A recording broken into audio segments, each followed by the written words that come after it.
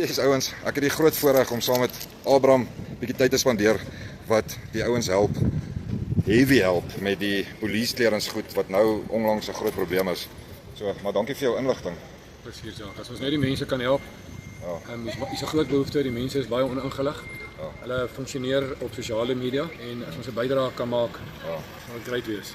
En ek bedoel jy gaan die 28ste Februarie, Saterdag, 'n Volledige inligtingsdag hou met al die inligting ja, om hierdie onkundigheid aan te spreek. Kan die mense dit bekostig om nie die regte inligting te hê nie, Jacques? ja.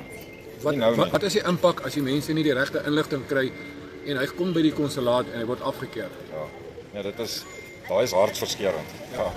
Want ek wil so baie ouens kontak my en vra, Jacques, wat moet ons doen? Hoe kry ons dit? So, ouens, as julle wil al daai regte inligting hê, die 28ste Februarie, Kalahari Lodge Kimberley, Abraham gaan lekker gesels en al die inligting deel, alles wat hy weet direk van die konsulaat af, sal hy vir ons gee hoe ons moet maak, wat ons kan doen. Baie dankie. Saam met Jacques se inligting van Amerika, daar's baie inligting is waardevol. Baie dankie, Jacques. Absoluut.